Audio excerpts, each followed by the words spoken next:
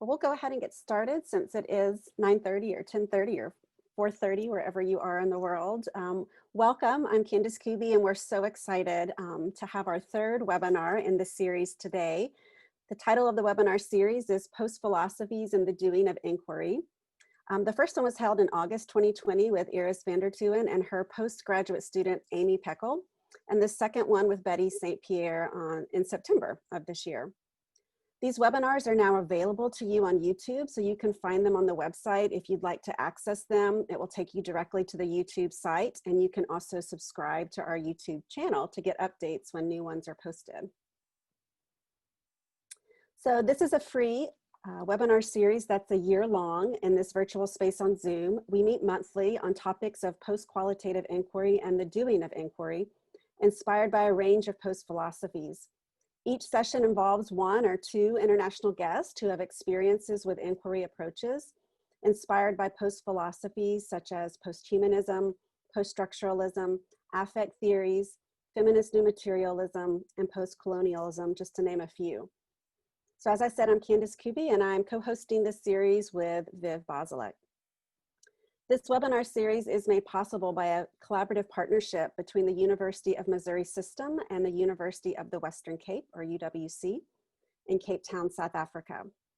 This partnership between our universities started way back in 1986, and funding for the webinar series is provided through the University of Missouri South African Education Program Committee, which supports academic exchanges between the University of Missouri System and UWC, and provides opportunities for teaching and learning, research, and community engagement between these two universities.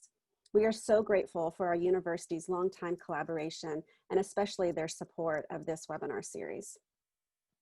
So today our panelist is Stephanie Springgay, the director of the School of the Arts and associate professor at McMaster University in Toronto, Canada. Welcome, Stephanie. Thank you. Hello. And Stephanie has brought a student with her. Andrea Vela Alarcon is joining us today to talk with Stephanie about their experiences of working together on Stephanie's different research projects and Andrea's experience in being mentored and taught with Stephanie. So we're excited to hear from you both today. Welcome, Andrea. Thank you. And also I'd like to introduce Erin Price, who is an instructor and a PhD student at the University of Missouri with me. She's an artist and art educator with experiences coordinating preschool through secondary art education in U.S. public schools, as well as community-based art explorations at home and abroad. Erin is particularly interested in intersections of art and inquiry, including the role of material invitations, affect, and artistic encounters in the becoming of identity and community. We are so excited that Erin is able to provide lots of technical support for us on the webinar platform today. She'll assist us in moderating the Q&A portion of the webinar. In addition, she has provided the beautiful artwork on this webinar series webpage and the promotional materials. Thank you so much, Erin. Thank you. It's my privilege to tell you a bit about our two co-hosts. Vivienne is the Emerita Professor in Women's and Gender Studies at the University of the Western Cape, and also an honorary professor in the Center for Higher Education Research, Teaching, and Learning at Rhodes University. She holds a PhD from Utrecht, and her research interests and publications include political ethics of care and social justice, post-humanism and feminist new materialisms, and innovative pedagogical practices in higher ed, post-qual, and participatory methodologies. Her most recent co-edited books include Socially Just Pedagogies, Post-Humanist, Feminist, and Materialist Perspectives in Higher Ed, and Post-Anthropocentric Social Work, Critical Post-Humanism, and Feminist New Materialism. Candace Kuby is an Associate Professor of Learning, Teaching, and Curriculum at the University of Missouri. She is also Department Chair and the Director of Qualitative Inquiry. Dr. Kuby's research interests include the coming to be of literacies when young children work with artistic and digital tools, and approaches to and pedagogies of qualitative inquiry when thinking with post-structural and post-humanist philosophies. She is also the co-author of several books, including Speculative Pedagogies of Qualitative Inquiry, Post-Humanism in Literacy Education, Knowing, Becoming, Doing Literacies, and her scholarship appears in journals including Qualitative Inquiry, Journal of Early Childhood Literacy, and Cultural Studies and Critical Methodologies. We are all so fortunate to be a part of this webinar series, and I just thank you both for making this possible.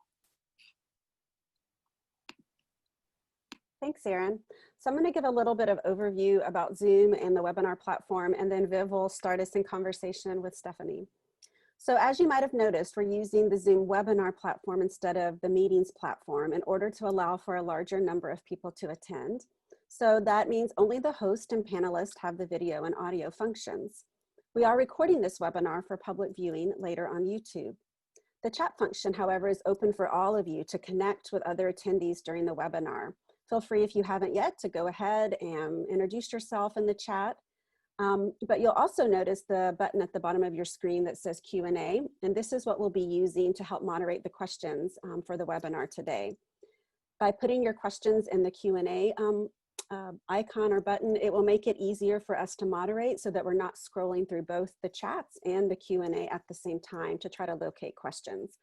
So please take a moment, if you haven't yet, to locate the Q&A icon button on the bottom of your screen. And again, feel free to introduce yourself on chat and then also connect with others throughout the webinar on the chat. The structure of the webinar is as follows. For the first 30 or 40 minutes, Viv will interview Stephanie on 4 main questions. These 4 questions are our common thread through all of the webinars in this series. You can find them also on our webpage. While discussing these questions, Stephanie might share some examples from her scholarship and even from the suggested readings that are posted on our website. Then Viv will spend some time talking with Stephanie on how she mentors and teaches graduate students while they engage in post-philosophies and the doing of inquiry.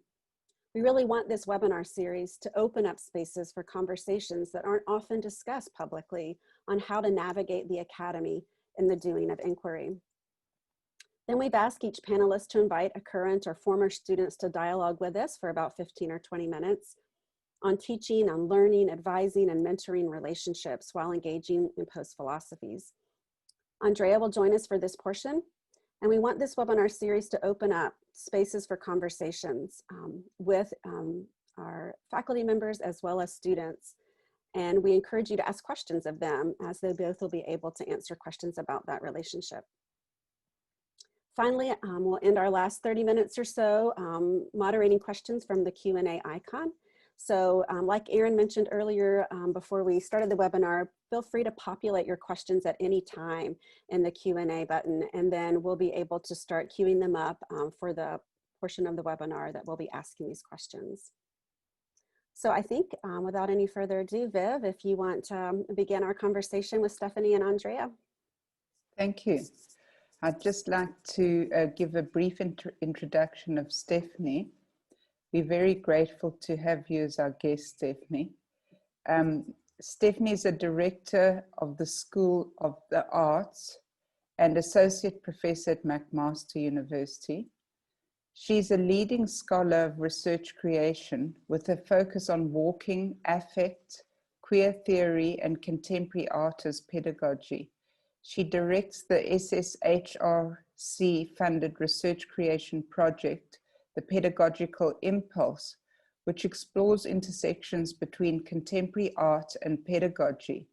And with Dr. Sarah Truman, she co-directs the Walking Lab, which I've heard has just received further funding.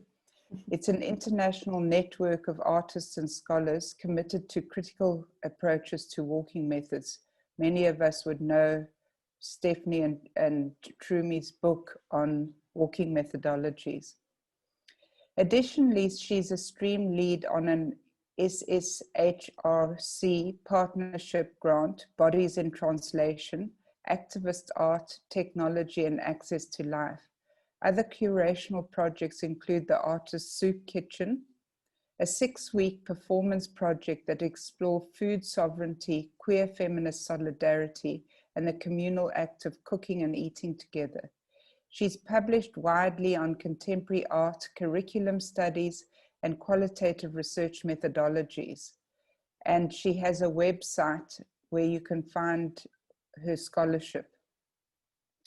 She's also published on empiricism, new materialism, and posthumanism, the post-human enabled by the ontological turn.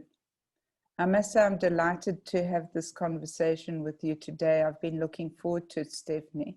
As you know, I'm a big fan of your work and your many research projects, and I found your writings particularly helpful. And I'm interested in the philosophical approaches, as you know, which influence your research and your work. So you probably know the questions that you're going to be asked, and we can sort of take it from there. The first question I'm going to ask you is, how does your philosophical approach influence your ways of doing inquiry, what we call inquiry, but I think in Canada and North America, you call inquiry. And yeah, we can take it from there. If you could just give us a broad answer to that question. Thanks, Viv. So before I turn to the question, and for the visitors to the webinar, I'll repeat it, but I want to first start with a huge thank you to Candace and to Vivienne for inviting Andrea and I here today. It's a huge privilege. It is so fitting for the times to be doing it like this. I was joking with my staff assistant this morning. I was so grateful not to have just made a 36-hour flight like I did last fall, even though I would love to be meeting everyone in person. I also want to start with a land acknowledgement and give thanks and respect to the traditional owners and the ancestors, the Haudenosaunee, the Wendat, and the Mississaugas of the Credit River, and also to extend the idea of the land acknowledgement into my own actions and responsibilities as a settler Canadian, and how that gets taken up in my own research creation and academic work, as well as in my daily life. So returning to the question, how does your philosophical approach influence your ways of doing inquiry? I want to preface everything that I do as an academic and in my daily life has to do with a commitment to anti-racism and anti-oppression. And I bring to that feminist theory, anti-ableist theories and frameworks, anti-racist and anti-colonial frameworks. And you're going to see a lot of that as I kind of work through the questions today. But for the last, I don't know, 20 years or so, I've been trying to tease out this orientation that I call feltness. And for those of you that don't know, when I did my own doctoral work at the University of British Columbia in the early 2000s, I came into the academy as a practicing artist and curator. And although my practice shifts within social practice and walking, I also, as a material practice, like hand felting. And you can see on the slide rocks that have been hand felted along the Miquelon Creek in Wee Jasper, Victoria, Australia, a number of years ago. And so I've been trying to work through theories of touch and this concept of feltness. Wow, now it's not letting me advance the slides. Okay, sorry, one little technical, there we go. All right, it just doesn't like my arrow keys. I have to use the little thing there. So I've been trying to develop this theoretical or philosophical framework, and I'm calling it feltness, and it's got sort of three little components. So one is the tactility and the materiality of hand felting either human hair, yes, I felt human hair, or sheep's wool. And so that also, you know, at the time that I was doing it, there wasn't such a thing as new materialism, but I'm very interested in all my scholarship is around the body and embodiment and materiality. And materiality in the late 90s and early 2000s was a really big thing in curatorial practice, to move away from the idea of the materials, but into a broader understanding of materiality. I also approach feltness through affect theory, and I am someone who kind of intersects the different ways in which one might understand affect theory or feelings. And I'm also interested in the way in which we might think of affect even just as like this bodily sensation. I'm interested in kind of challenging the way in which we think of privileging ocular centrism, so the visual, and to think about like the tactile the taste, and the feltness of experiencing the world. I'm also approaching this concept of feltness through theories of touch, and primarily using queer feminist theories of touch, and then more recently moving into exploring that through feminist new materialism and post-human conceptualizations of more than human. So I use feltness, and the reason I've kind of kept working through this is that it is an orientation for me towards research creation, which I will also talk about. So it's a way that I practice research creation, and it's about radical relatedness, so relationality, it's about reciprocity, and it's about care. And I am going to be showing some examples from Andrea's and my work together that will kind of tease out some of these ideas. But before I turn to that, one of the things that I've been working on a lot is, what does radical relationality mean? And I think relationality has been explored for a very long time and can be taken up by various theoretical orientations. But if I return to what does it mean to practice as a feminist in the academy, that means we can't flatten relations. So it doesn't mean that all of a sudden being in relation or radical relationality is about a flattened ontology or a flattened equality. And this is part of doing this kind of anti-oppressive work. So one of the big things for me is about asking questions about what does it mean to be in relation. So how are relations composed and sustained over time? How are all bodies in relation being accounted for, attuned to, and offered something for their labor of being in relation?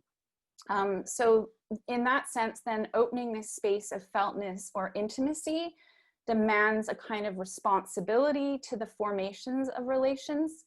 And then intimacy stems from this awareness of the efforts it takes to cultivate relatedness, but in difference. So here, just as a brief, like kind of where am I finding my citations? Who am I turning to kind of help me work through this notion of radical relation? So the first is Jennifer Nash. She's has scholarship on Black feminisms and intersectionality. So she has been a bit of a help here. And she has written about the ways that intersectionality has become emptied of its reference to Black feminist thought. It's been used to incite a notion of inclusivity. So if we just cite intersectionality, we have our bases covered. But really then what happens is we have this notion of inclusivity that flattens everything and recenters whiteness. So it's become overdetermined and emptied of any specific meaning. And then Sarah Truman, who is my collaborator with Walking Lab, she's elaborated on this notion of intersectionality in her bibliographic entry on feminist new materialism.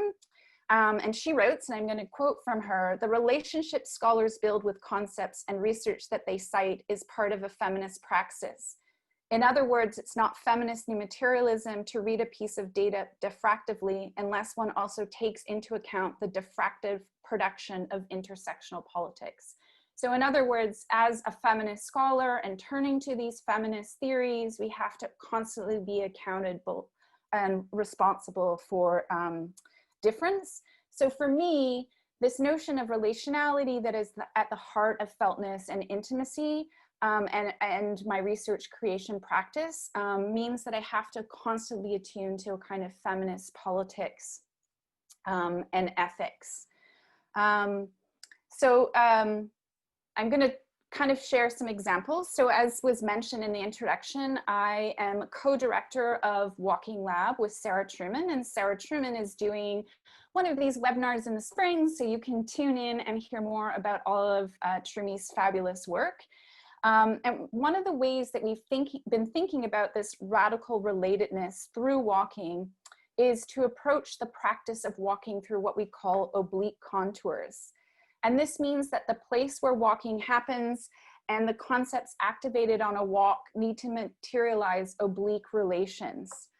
So one of the ways we approach this is through something we call a queer walking tour. And so if conventional walking tours often impart knowledge that is state sanctioned and about a nation state colonial narrative, and normative or fixed understandings of place, then we wanted to think about how we could take up walking that would attend to race, gender, disability, etc. And so queer walking tours are situated, so they happen in a specific location, but they're simultaneously out of place, meaning that they defamiliarize how the diverse publics who come on the walk attune to place and concepts.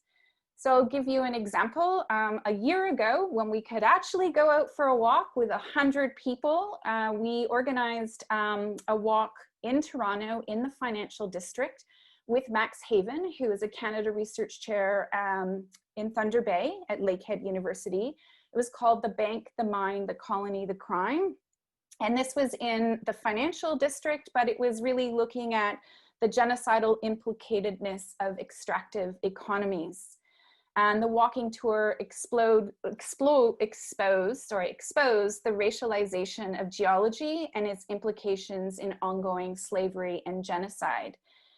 So one of the ways that we approach these queer walking tours is by curating a series of pop-up lectures. We invite artists, scholars, activists, and we plan the route obliquely, meaning they might be giving their pop-up lecture or talk standing in front of like the Royal Bank of Canada, but that doesn't mean that then they're giving detailed information on the specific place. So the financial district was important, the implicatedness of how our banks globally, but definitely in Canada, are part of mining, extractive logics, fracking, etc. Those were the kinds of pop-up lectures and artistic interventions that happen on these large-scale walking tours. And they usually take place from anywhere from 2 hours to 4 or 5 hours. And they're open to the public to join us for a walk. So I'm going to stop there for that question. Thank you. I think you've already started to answer the second question a great deal. And, you know, you did give 2 readings, which were very interesting, the one on felting and anarchiving. But I also thought that the chapter in your book on, you know, on methods was so pertinent for this seminar. But I'm interested, are you going to be talking now about what your philosophical approach makes thinkable or possible for inquiry? Yeah. So can you continue with that? Thanks. Yeah. So it is interesting because when I received the questions, I was like, oh, it's interesting because a lot of my work is really about how do I think about doing research. And so it's not as if I have something separately happening in one sphere and then the methodology, thinking of the methodology is separate. They're completely entangled. So when I'm asking questions about social justice and social practice art, I'm also creating the methodology from inside the event of doing the research. So, you know, in an effort to kind of, how do I tease out a little bit for this question, tease out a little bit here, but yeah, a lot of my work is really, it is embodied, it's very entangled. The materiality of all these different registers are often happening at the same time.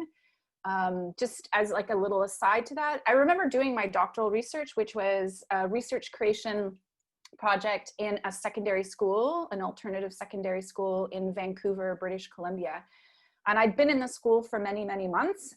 Daily I went. So, you know, 5-6 hours a day I was working there. And I remember at one point sobbing on my drive home from the school because I thought I had actually nothing. You know, I had reams of photos. I had interviews, like I had everything, and they were making incredible art projects. But if you think about the sort of conventions, then I think Betty was talking about this, right? Those conventions that exist about proceduralism and about empirical research. Because I was in this messy entanglement, I didn't know what the hell was going on. And, you know, talking it over with Rita Irwin and my, you know, colleagues at the time, and just letting it sit.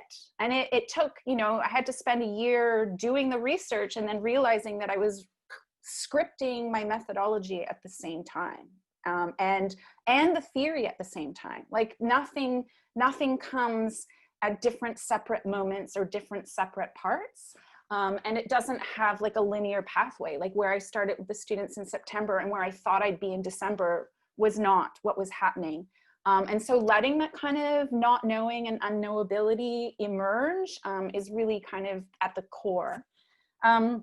So in thinking about what does this approach of feltness make possible, I want to just kind of back up because I don't know how much everyone here knows about research creation, and I want to make sure that it's kind of understood as a term and then how I approach research creation. So research creation is a very geographically specific in the sense that it's a Canadian term. It is a grant category in the SSHRC, which in Canada we just say is SHRC, and it stands for the Social Sciences and Humanities Research Council of Canada. So it's an actual grant category in SHRC. And what that means then is it both has the opportunity as a research practice to undo the neoliberal university, to actually make interventions into the value and substance of research. But simultaneously, it's part of the neoliberal university because it is a grant category, right? It's recognized at the institutional level. So, when it was introduced, lots of artists were concerned about how that might structure and control and confine the work that they do in the university. And then others like myself and Natalie Lovelace at the University of Alberta, we recognize that and we fight against that, but we also think it disrupts, it intervenes into the logics of what counts as research. And so in some ways, what this philosophical orientation that I have around intimacy, feltness, radical relationality plays out in the very way that I theoretically imagine research creation, but the way in which I enact it. So if I'm enacting research creation in the midst of this messy entanglement, then I have to be asking questions constantly about the ethics and politics of radical relationality. I have to be thinking about what it means to be in relation, in difference, simultaneously. And so when Viv, you were mentioning that the chapter in Sarah's and my book, and a previous version was published in Qualitative Inquiry, and it's called On the Need for Methods. And in that, we talk about how research creation for us is about this notion of concepts, like concepts drive the way in which we imagine doing anything, as opposed to procedurals or fixed pinpoints or parameters or whatever. And so some of the concepts that we think about are around speculative middles, the notion of intention, so that there's this frictional element around what one is doing. We think about practicing research creation as a propositional activity. And then I'm going to talk a little bit also about the way in which I've been thinking about research creation as a practice of anarchiving. So one of the things here I'll just kind of talk about quickly is this notion of the speculative middle. So in a way, when I was talking about that messy entanglement, that is that speculative middle where you have these propositions, you have some enabling constraints. It's not that you've just shown up to a research site and you have no idea what you're about to do. There's actually an extreme care and what I like to call curatorial awareness of what you have arrived to do with your diverse publics. But it's not charted out ahead of time, but there's a lot of preparation and a lot of thought. Like these walking lab, as an example, and when I'm going to talk about the pedagogical impulse, like there's still like extreme planning and eventing ahead of time, but then you have to also imagine that whatever you've done is arriving in the middle of the event. And so one of the ways that we can think about research creation is that it begins with what Randy Cutler calls permeable curiosity, and that we also don't imagine what an output's going to be at the beginning of a project. So I don't like to use the word that it's process oriented because that has its own philosophical traditions that negates an output, but we don't always know what the output's going to be when we arrive in the middle. I'm also interested in the notion of speculative middles as being porous, or what I call the porosity of the event is always speculative, emergent, and it's always in motion. So one of the ways that I'm going to kind of just explain this briefly is through my short grant, The Pedagogical Impulse, that Andrea has been working with me on and has now become a collaborator on for the Instant Class Kit.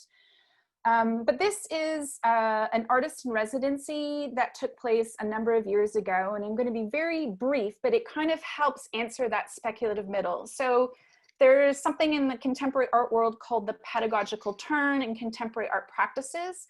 But I noticed that all of the literature and practices and scholarly writing on the pedagogical turn kind of negated what was happening in actual K-12 schools. It was usually happening in art museums, galleries, large biennales, etc. And one of the problems of that was it was bereft of educational curriculum theory. It also was always positioning the artist as the better pedagogue. And I thought that was really highly problematic. So what I decided to do was to see what would happen if I curate a series of artist residencies in actual public schools in both elementary and secondary classrooms.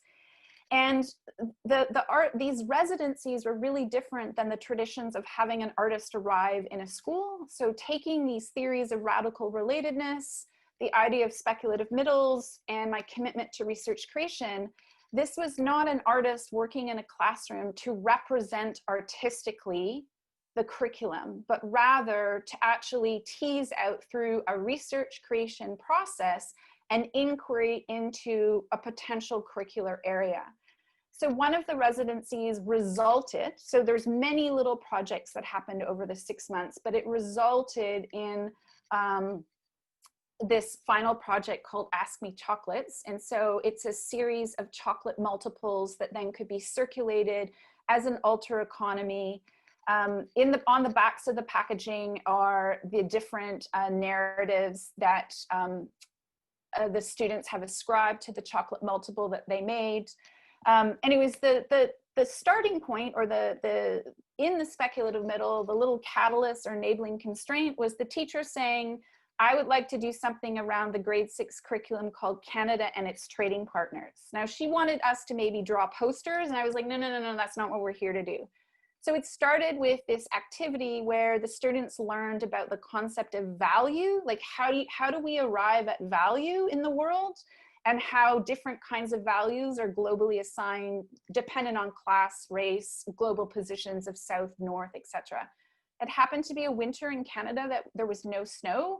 And so we had to haul snow from a skating rink. There's always snow outside of skating rinks, even in the hottest August days. And then the students engaged in building snowballs based on their little group's notion of value. So like lots of snowballs loosely packed or very significantly packed. And then they traded and sold these up and down a very busy urban street.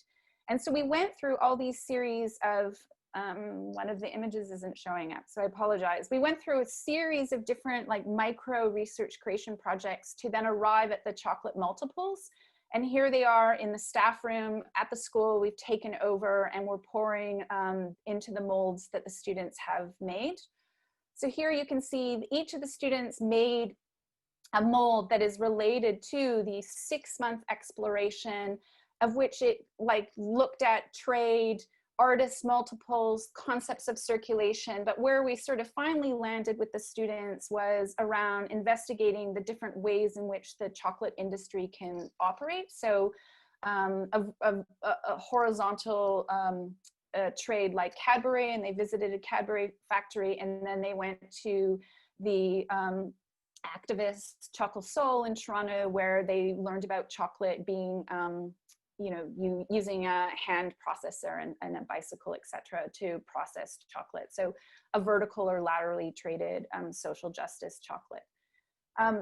And then the chocolates were sold and traded at a school fair, both during the day for students and then in the evening for their parents. And we invited other artists and curators from the community.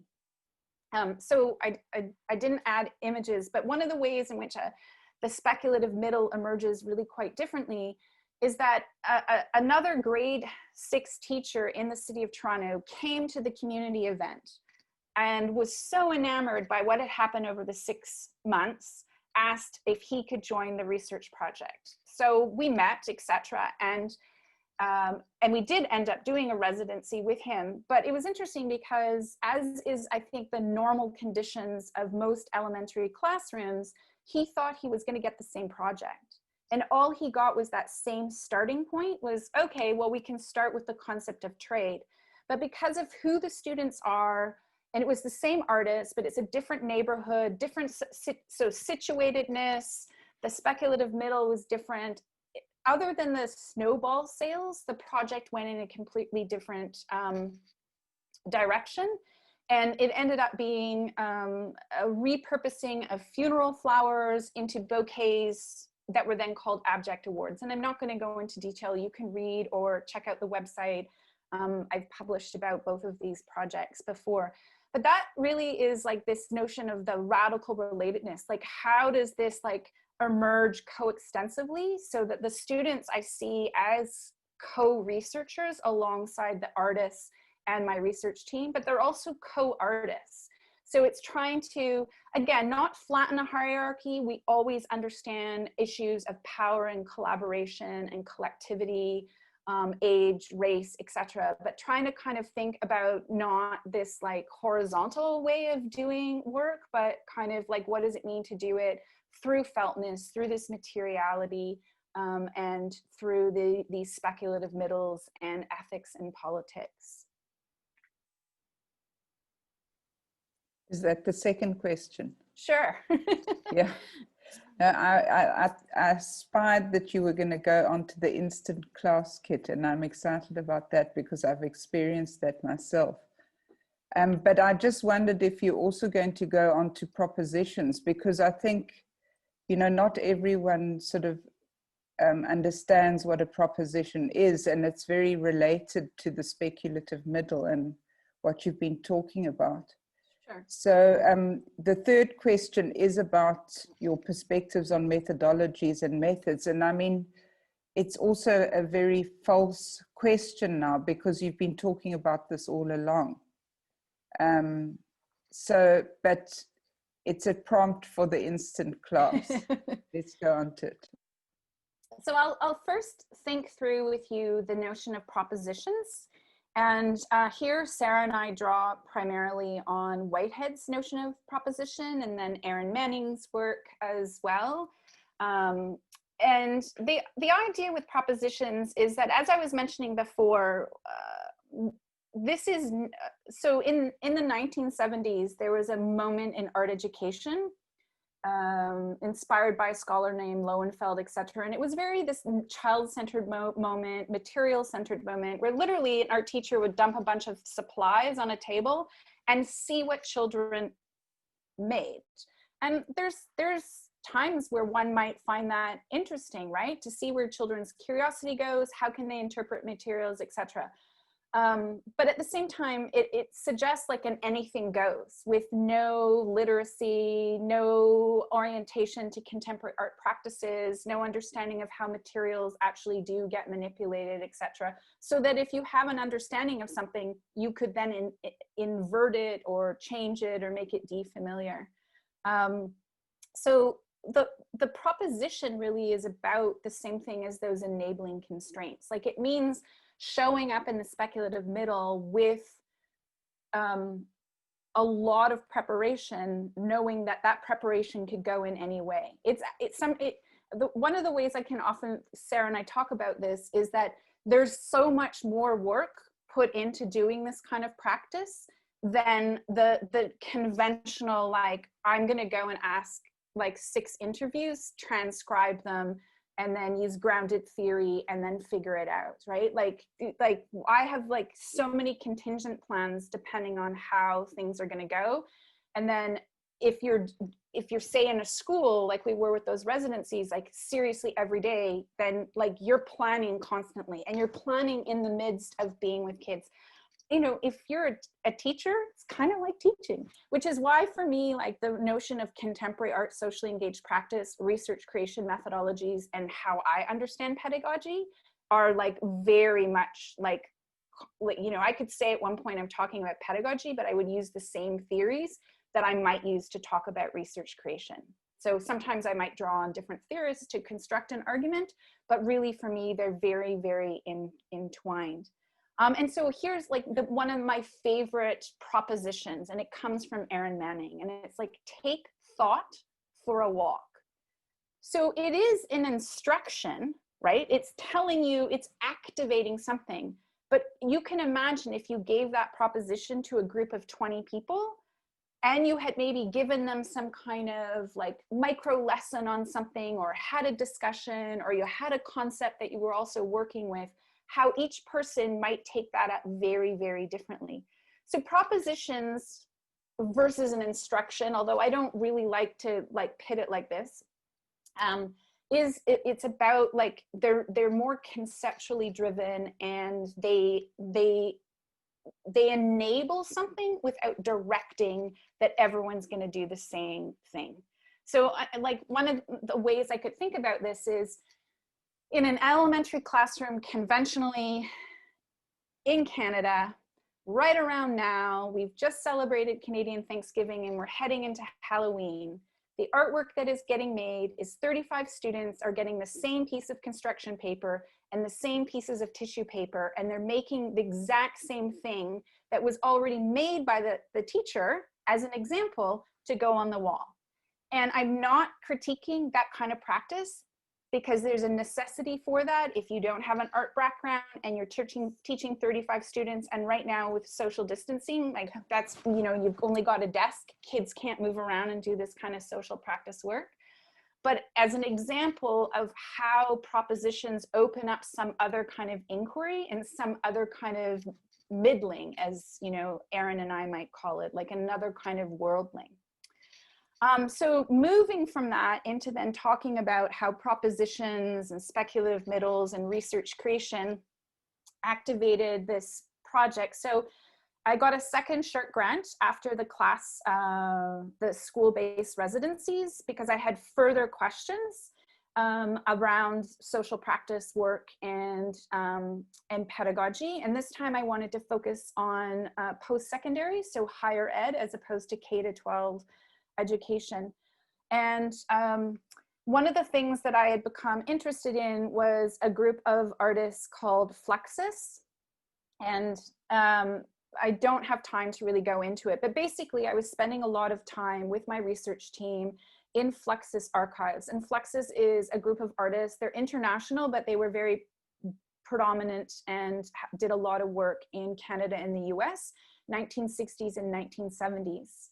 They're part of the avant-garde movement, and they're also part of a lot of the birth of post-secondary art schools in North America. So the Ontario College of Art and Design, which is in Toronto, Cal Arts in California, et cetera, et cetera. And they were,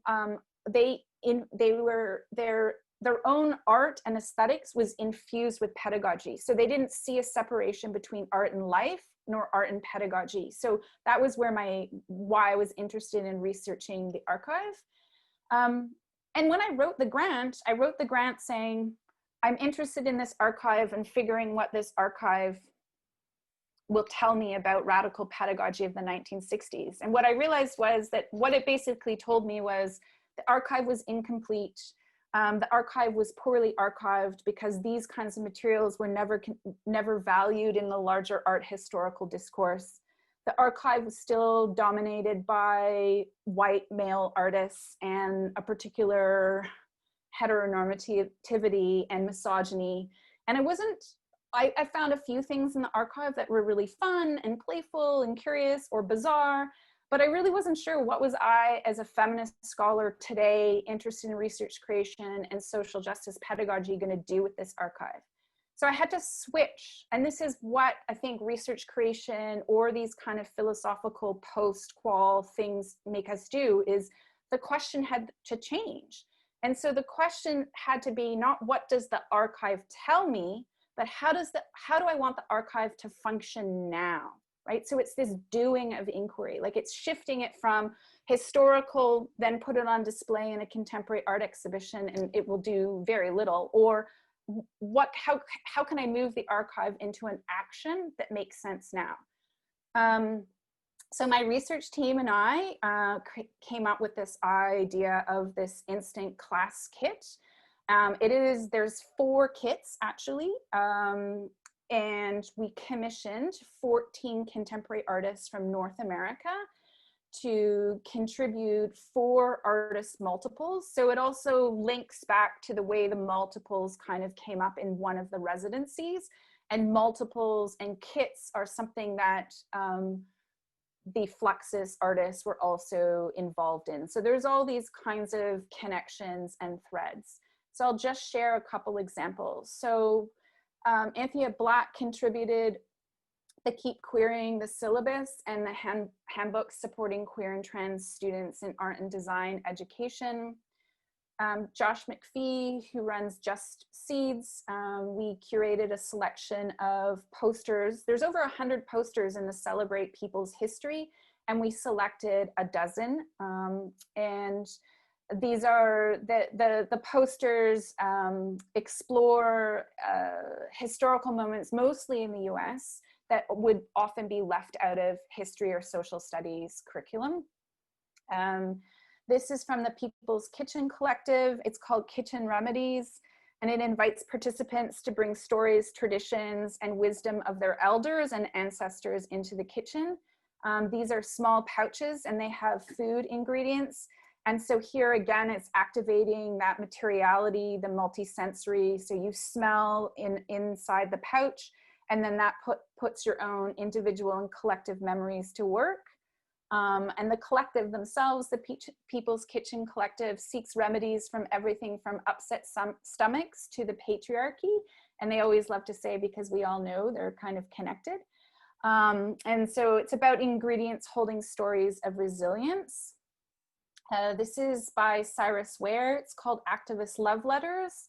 And it's committed also to this kind of radical relatedness and ethics of care.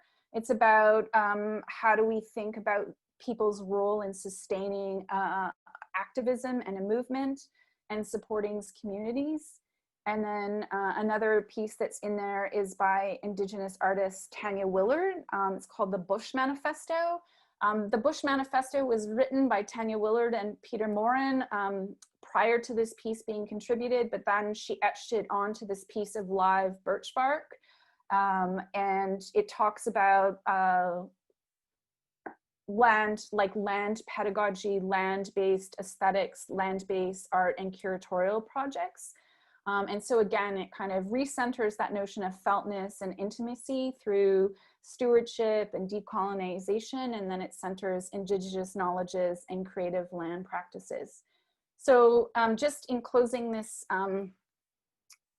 the third question, so these 4 kits, well, 3 of the 4 kits spent all last year until we went into lockdown circulating North America. So I would mail them to a post-secondary institution where they were activated by various post-secondary artist teachers and their students. And then we spent time doing online interviews to kind of get a sense of the kind of propositional ways that this contemporary pedagogy or curriculum in a box was happening. And then we went into lockdown, and so I couldn't circulate them anymore. So in the summer, Andrea and I started to think, well, lockdown, I just put everything on a hold at first. And then when we started to realize globally that we were going to be in a digital world for a while, Andrea has spent the summer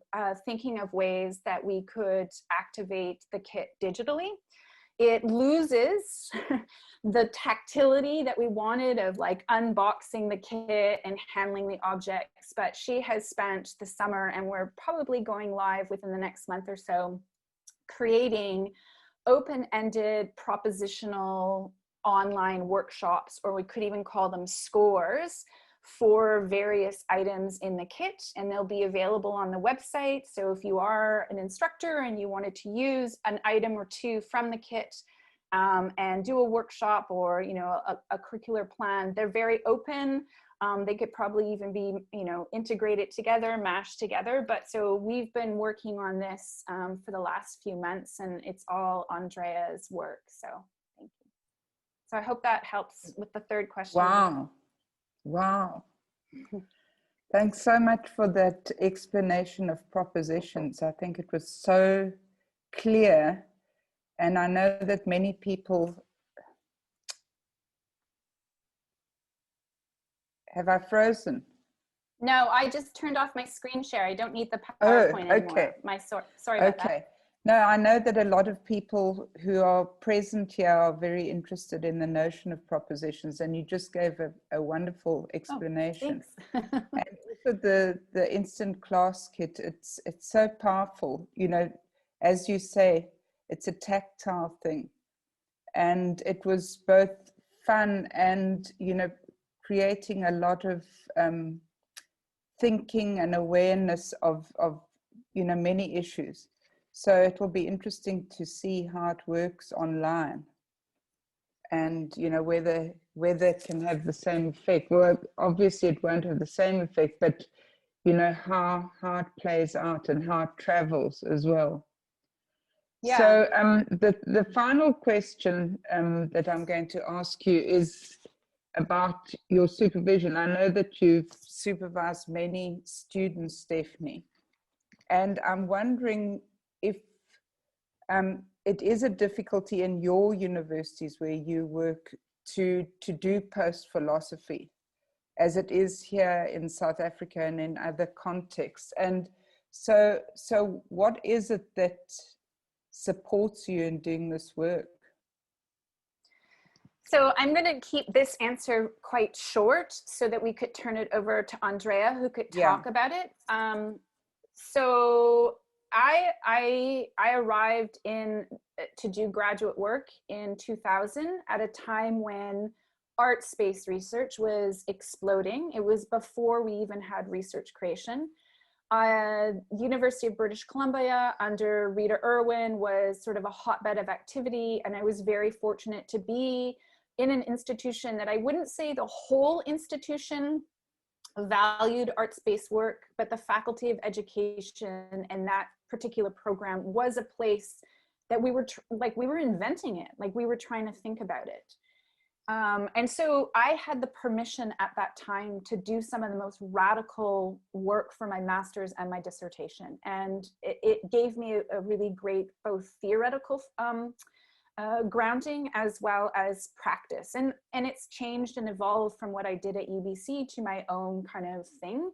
And I've been able to kind of continue to do that work when I was at the University of Toronto, and now I'm planning on making it like really big at McMaster. But as I mentioned, in 2004, it became a category in our granting system. And I was one of the very first people to hold one of those research creation grants. So by no means do I want to say that at the University of Toronto, everyone values research creation, but I've held grants, I publish, I make work, I do what many of my colleagues would say, the thing you're supposed to do as an academic. They can't make sense of it, but the way in which evaluation works is around different notions of productivity, and I can show how an artistic output equals a publication. I also work very hard as part of the arts community, and various things have been curated into exhibitions, or like the Toronto Biennale of Art was part of that, the Bank the Mine walk. So I operate in both worlds, and so there's kind of that value system amongst both. But I don't want to present that it's so it's been easy for me because I just do the work that I want to do, mostly because I also want to make possible what Rita made possible for me. So I'm trying to make possible for future grad students or junior scholars, helping them write grants, making space, running reading groups, making sure I was teaching courses in this, and being there, having them work on my research teams, whether they were my students or not, because they wanted to learn or they needed a community of grad students around them. So yeah, I don't want to present it that like it's really easy, and maybe Andrea wants to talk about this or not, but I have always been able to do it. But I think some of this has to do with the concepts of rigor. So there is a rigor to my theoretical orientation, and that lends some rigor to the kind of work and where I can publish. But there's also rigor to the research creation, the art practice, and that comes from a long, like I've been embedded in the arts community for a very long time. And so yeah. I don't want to get into too much on rigor. You can read about it. Sarah published a roundtable with all the research creation scholars in Canada, Natalie Lovelace, Erin Manning, Natasha Myers, and myself. And we talk about rigor in that piece. But yeah, it's not easy. And I know my grad students struggle in different ways than I do. And I kind of left a little hole at U of T too. So I don't know what's going to happen there. But maybe Andrea wants to kind of, could we ask her to respond now? I'll invite Andrea in now. I just want to say that you must be an exemplary supervisor, because your students are so prolific, and you know you've really sort of set a path for them, which I think a supervisor should do. You know, introduce your students to other people, to research projects, to reading groups. So it's wonderful to see, I must say. I don't know if Andrea will agree with me, but I would like to say how delighted I am to see you as well, Andrea. I hadn't forgotten about you, and to meet you again. I think it was it this time last year that we met? August. Yes. August. Yeah. So I have very, very fond memories of that. And I would just like to introduce you as an educator, community artist, and PhD student at the University of Toronto. Andrea's work is inspired by over a decade of working at the intersections of community development, popular education, and socially engaged arts in Peru and in Canada.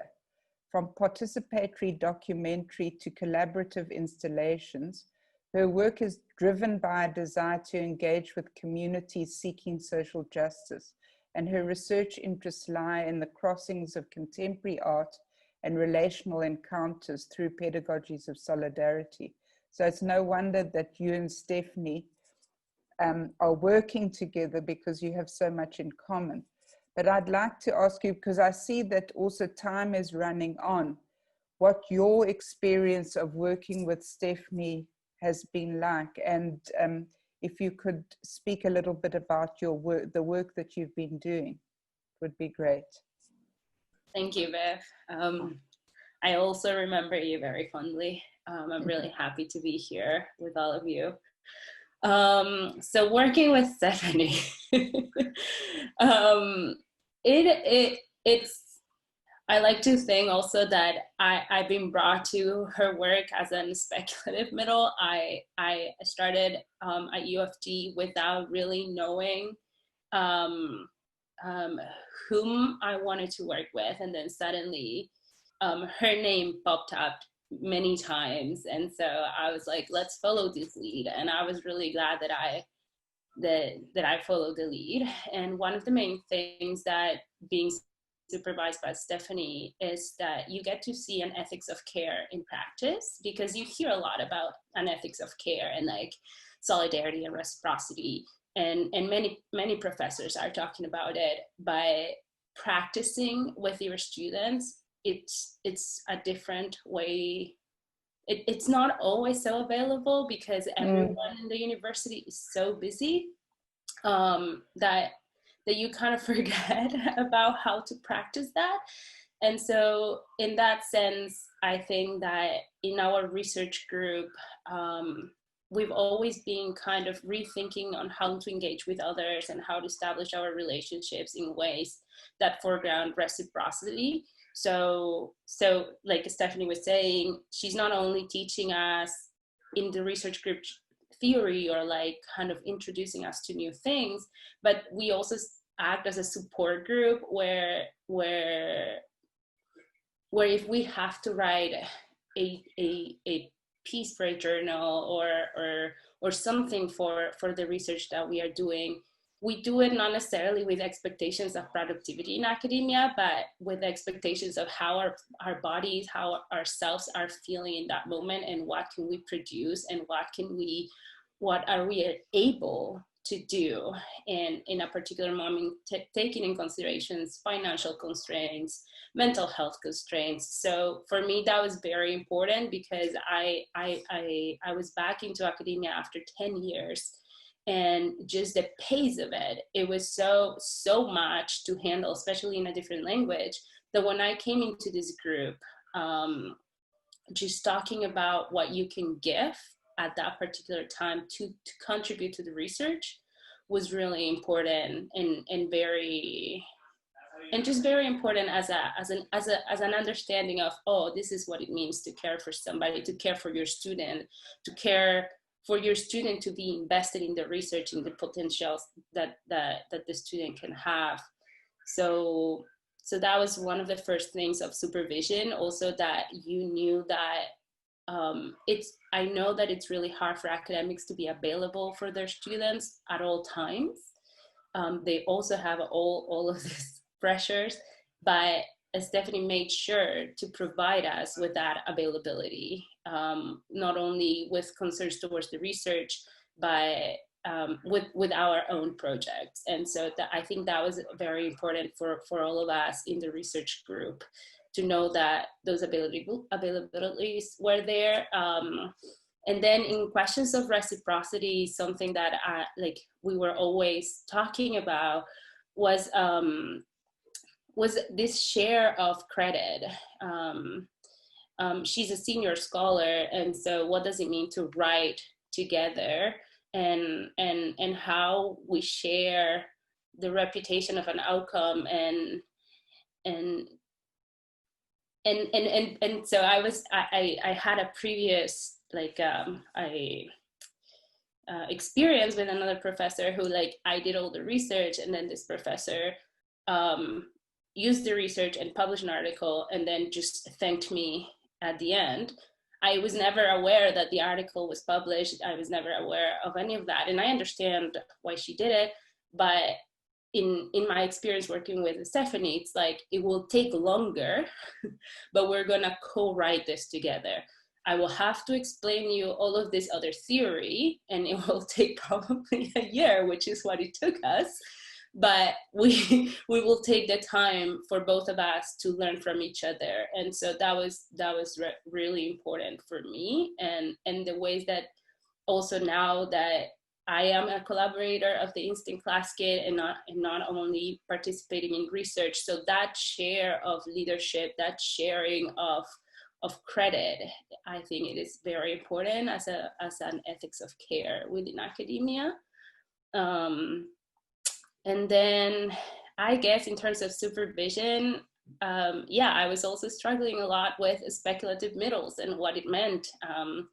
And I guess a lot of it comes from the thinking, making, doing. I kind of use it as this mantra of we're thinking about research, and we don't really have a question, but we have the proposition, and the proposition kind of comes to life when you're making it. So we did this project with another class from OCAT University called Counter with Care, and Stephanie just gave me this direction. It was go there and write about whatever caught your attention. And I was this is my first task. After 10 years of not doing research, I'm but what if what caught my attention is not what she's interested in? What is this direction? So eventually, like, yeah, I was dropped in this class doing field work, and what caught my attention was relationships and relationships of care, which was also what I was speaking from here. And then the project became Counter with Care. It became about seeing the relationships among the students, seeing the relationships, how the students had towards the class, towards the social justice issues that were coming up, but also how these relationships were not innocent, how they had these intentions, these contradictions. So I guess that a lot of her supervision was also problematizing this innocence that art as a transformative practice, right? Like art, we think of art as it can transform everything for good, and it has that potential, but it also is not innocent. It also carries all these problems of power, hierarchies, ableism, etc. So I guess that's through her supervision. It's also that like visualizing these intentions. Yeah. I think those are the main things. And then the other thing, I guess, is this amazing possibility of encountering research creation as a form of dissemination that is not just prioritizing text as a second, like I speak English as my second language. So for me, writing, it's not only like a very, like it creates distressing me to write in English. It kind of like works around my self-esteem. But if I am able to like show other things in ways that are not, to publish, let's say, things that are not necessarily in English, but that show feltness, that show tactility, that like among all create relations, which is what I'm interested in, then like, yes, like research creation in that regard allows me to explore those paths of possibilities. And I guess that now, as Stephanie is in McMaster's and I'm still at U of T, there is a void of, okay, who do I go under, or who do I involve in research creation when there is nobody else who is pushing this forward? And so I remember in my first year at U of T 3 years ago, I wanted to apply for a SURE grant, and I wanted to apply not as research creation, but as arts-based. And my department at the time, I remember informally, through different voices, not like as an institution, but like informally, they were mentioning how SURE did accept arts-based research, but probably it was suggested for me not to apply as in that realm because it will not be moved forward. So those blockages, and especially who you decide to help you move that forward, those are the constraints that I am constantly encountering, and you need an ally to fight that and to move forward the projects and the imaginations and the possibilities that you want to create. Yeah. Thanks so much. I think that's very moving for me, and it really is testimony to the generosity of Stephanie and the way in which she's really put her students forward. I mean, her description also now of you taking the instant class kit online and running with that is also hugely inspiring, I think. And letting you, I mean, although it's frightening to be put into the situation where the person says, look at what you're interested in, but it so worked for you, and you wrote the chapter on care, a wonderful chapter.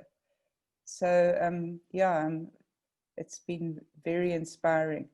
I'm just conscious now that we are running out of time, and I would like the two of you to have the opportunity to answer questions. So I hope you don't mind that I'm going to turn it over to Candace and Erin, and they will field some of the questions and try and summarize some of them so that the two of you can have a chance to interact with whoever's in our chat in this. I think we've got 67 participants. So yes, let's hear from them now. Excellent. Thank Thanks, you so Viv. much, both of you. Yes, there's a lot of questions that popped up while you were both talking, Andrea and Stephanie. So we are going to try to put questions together that might be similar and just try to get through as many as possible. Just a reminder to all of our attendees that are with us, please find the Q&A button or icon on the bottom of your Zoom screen and feel free to put your questions there. And Erin and I will do our best to get to as many as possible in these last 20 minutes. So one question that's come up, it's kind of two. I'm going to try to put them together, but one person is asking a little bit, this maybe is more related to what you said earlier, Stephanie, about, I think the quote was, "I do not want to present it as process oriented." So this person's asking, they draw on Erin Manning, who is also working on research creation and speaks of speculative research. And in her work, the process philosophy of Whitehead is important. And also Donna Haraway, they talk about speaks rather than foregrounding process than product. So I think that this person's wanting to hear just a little bit more, Stephanie, about what do you mean that you do not want to draw on these philosophies, or do you mean something else when you say I do not want to be process oriented? Yeah, so my comment was not related to process philosophy. I definitely follow Whitehead, James, and Erin Manning. So it came actually out of more like a studio-based art concept, right? People who are research into process is literally how does one make a print, not how does one then, like process philosophy would still orient us to the particular philosophical concept or question at the heart of a process. Whereas process in an art education or studio practice is really just interested in technical skill. And then process driven is in like, I'm not interested in what the output is, I'm only interested in the feel of making a litho print or the feel of making felted rocks. I'm very much interested in an output, and then an output that then constantly has further outputs. That's the speculative middle. So the kit arrives and it's in circulation. So it's not this static output, a thing, an object. It reactivates, or Andrew Murphy and Brian Masumi calls this the feed forward mechanism of anarchiving. So things that seed, things that germinate. So no, I'm very much aligned. I'm part of Sense Lab. Erin has been a massive mentor in my academic world. So yeah, it's different. I'm sorry if that was a bit confusing. So I have two somewhat related questions for you. One person, this is kind of our recurring theme, but how does one survive in the academy? Particularly in regard to what you were describing, letting go of that outcome as you write your IRBs or your grants or whatever that may be. And then another somewhat related is, how do you encourage educators to let go of outcomes in the face of accountability and impositions of standards and that sort of thing? And how can speculative proposition be sustained in the classroom? Okay, so the question of survival, I mean, there's kind of two answers to this. The first is you find a community of like-minded feminist friends and colleagues all over the world, and you travel to conferences and you present papers on panels together and they enrich your soul. So they're all on the screen here in front of you. I have a long history of finding Viv wherever I can and spending time reading their work, sending little text messages. That's my community. It's about solidarity. The other survival is my students. You know, I can't do this work. And, you know, hearing Andrea say, why did you just stick me at OCAD and not tell me what I was supposed to be doing? I'm thinking, oh my God, that was horrible. But the way in which I imagine this is, if I taught them how to do everything, then all they're gonna do is go out in the world and replicate me. And believe me, the world does not need more of me's. They need more of these other things that could be brought to me. Like the instant class kit wasn't even my idea. It came from my research team. I allow my research team to propose ideas. Sometimes I have to say things like, no, we are not going to build a boat on Lake Ontario and put a classroom of students on it and sail it to the United States. That is a no. But otherwise I say, yeah, run with it. Let's just see what happens. And sometimes we end up in dead ends. Questions about the IRB and how do I write these grants? I always feel that's such a hard question to ask because I've had nothing but success. And so I think it's about getting mentored. So, and I also think that geographic context says a whole lot. Like, I was at a university in the States and there's no funding for this work. And so I was being funded by being collaborators back in Canada so I could keep doing my work. But so I'm recognizing there's all kinds of different spaces.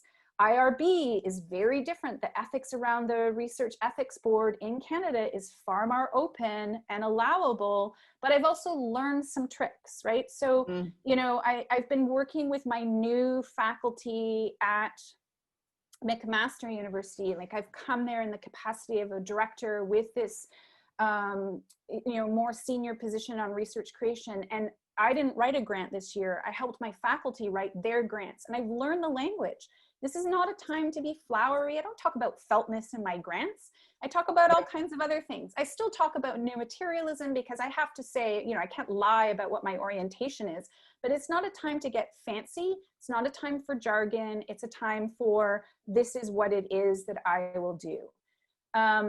And so, like, you know, it's an unfair way for me to say, oh, it's been very easy. I've had a lot of successes. For all the successes I've had a lot of grant rejections. They get hit hard, you know, but it's really then, how do you survive? The only way you can survive the academy is about your colleagues, friends, students, etc. And then finding mentors, or finding, if you don't have someone who's been successful, how could you form a community of people? Let's read each other's conference abstracts, or let's read each other's grant applications. I've tried to embed that into working with my students as well. Like, it can't just be me giving you feedback, but how do you share things amongst yourselves so that you learn to support each other? This question, I'd be curious to hear from both Andrea and Stephanie, because I'm assuming you might have different interpretations or opinions on this, but how do you think about the relationship between concepts and theories? So thoughts Andrea, about do you want to take a stab, or You go first. So as someone who doesn't really like dualisms, the question, I would say we have to rephrase that question, because are there really differences? I mean, there can be concepts in the world that haven't yet become a theory. There's theories in the world that have many different kinds of concepts. But the idea for me is that the concept kind of enlivens something. So if you think with concepts, then you're thinking with something that's already open, versus thinking with like a fact. Okay, so we know this fact about literacy in the K to 6 classroom, or we know this fact about how studio art is taught in upper or senior secondary school. Well, what if we thought about like a concept, like, and you know, a concept like affect? That's, I often tell my students, well, that's actually too big. You can't write about a whole paper on affect, right? So how do you narrow it down to a smaller concept? So a concept like feltness that has both a material art practice and a theoretical orientation behind it. So they're again, it's my whole thing of everything's kind of embedded. I just want to compliment that. I feel that with concepts also you get what Natalie Lovelace called this polyamorous relationship, you know, like you don't necessarily ascribe to a particular like school of theory that now you are like Marxism, and now you just need to think that concept from the strings of Marxism. Now you are able to see how those concepts are being entangled with different theories, with different modes of thinking. So I like that.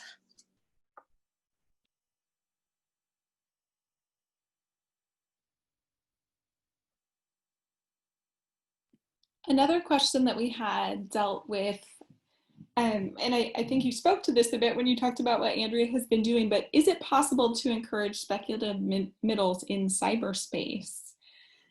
Especially in light of the impact on equity and inequality that that the pandemic has brought.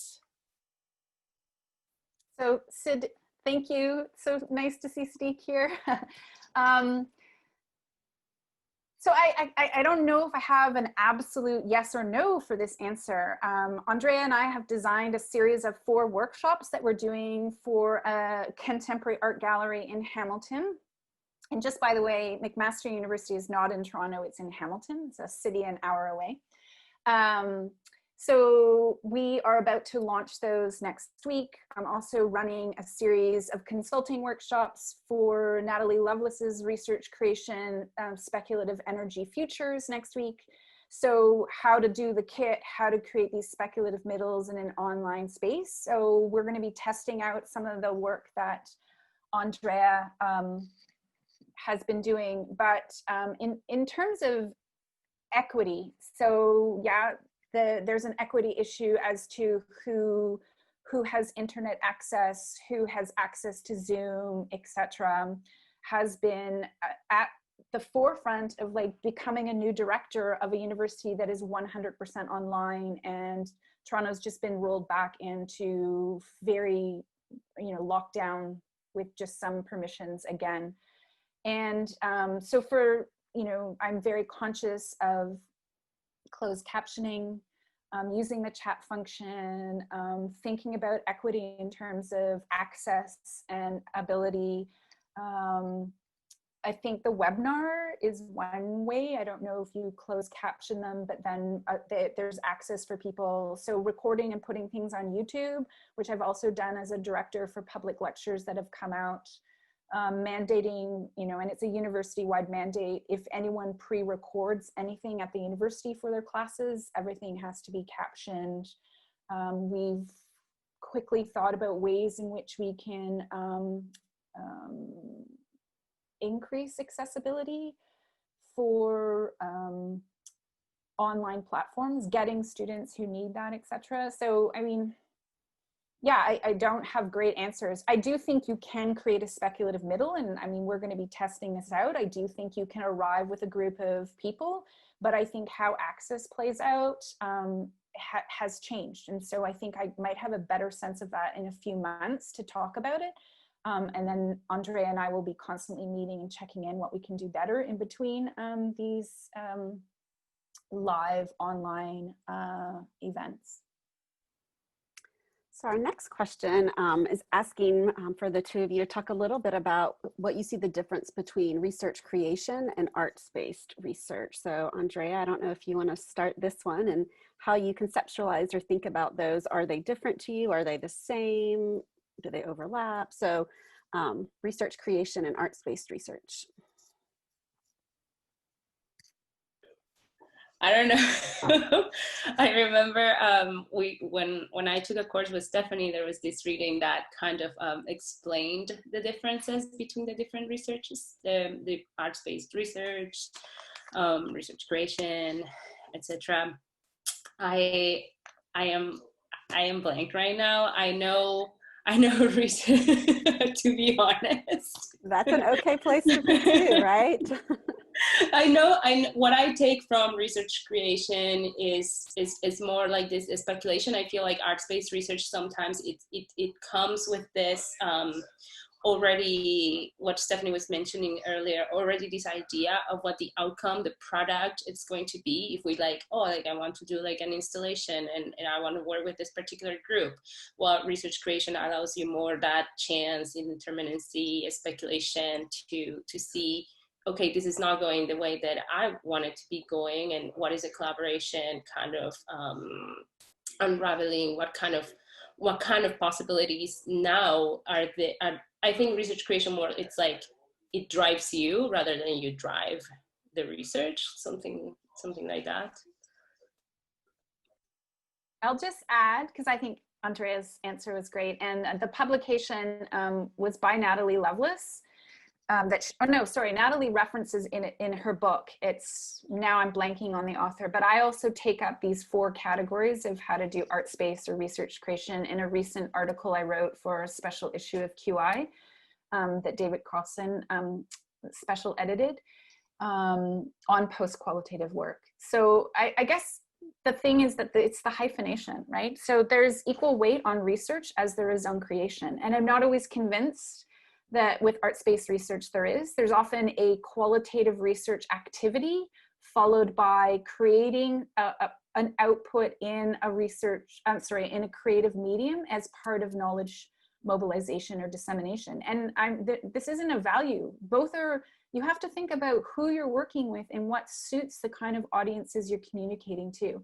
But I do think there is a distinction between arts-based research and research creation, and it is about that hyphenation. So there's something about the in-between space of what Erin and I call thinking, making, and doing.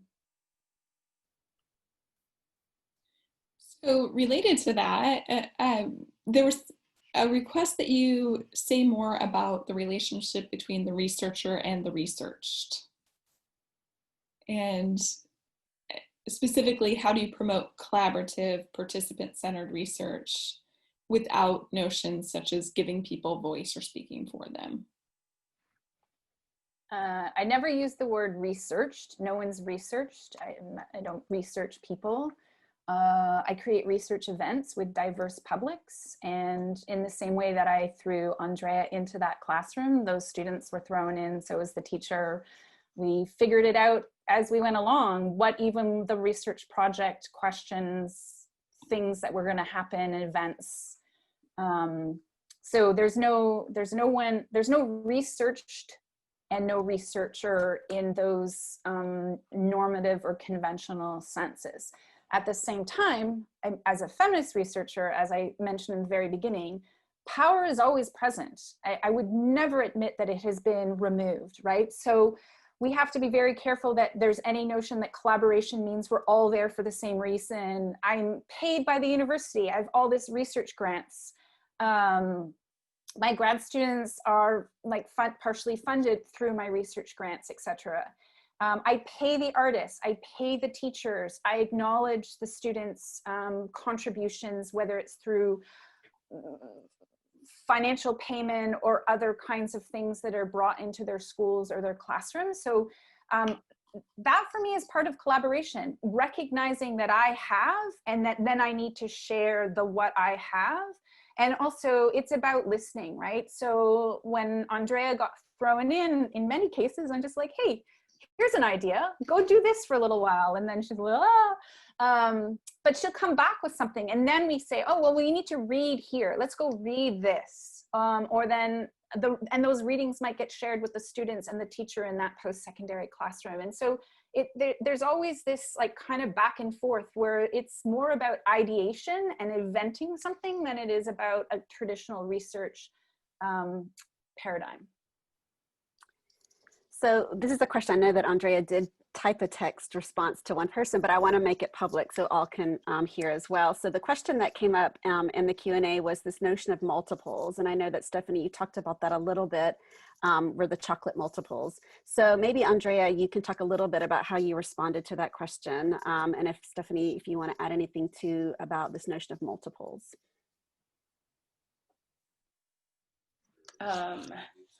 Yeah, I just answered very practically.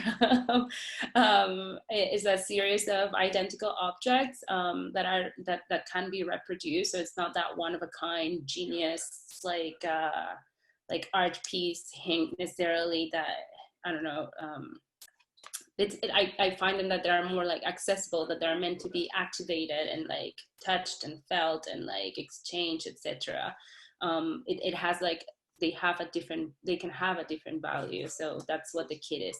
It comes together, different kinds of multiples. The kit is a multiple because it's 4 of them, and they can be touched, experienced, etc.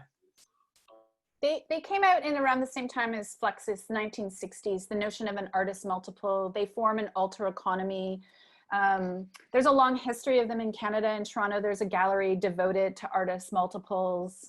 So yeah, if you even Google artist multiple, you'll find a wealth of information. They can be from like 4 to like 4,000 or whatever.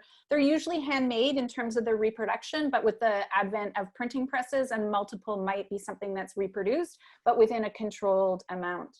I also I know it's the end and someone has asked about citations. If you go to either the Pedagogical Impulse or the Walking Lab website, we have most of our citations and publications, if we can share them in a PDF, up there. So you can find some of the things that Andrea and I have been referencing today. Yeah, and with that, it is time. We have about a minute left. So, and it looks like we got to at least all the questions that were asked in some way. So thank you both for helping us think through the curiosities that people were posing in our Q&A. I just want to say thank you so much. Your generosity just to even be a part of the webinar series, your candidness, talking about your relationship together and what that looks like in the doing of inquiry. I think there was just a lot for us all to think about. And I appreciate you letting us know like where we can go and read more. So either your own website or some other websites for the projects that you were talking about. So thanks to you both, Andrea and Stephanie. I think Viv is going to close this off today with just a few reminders and things as we wrap up.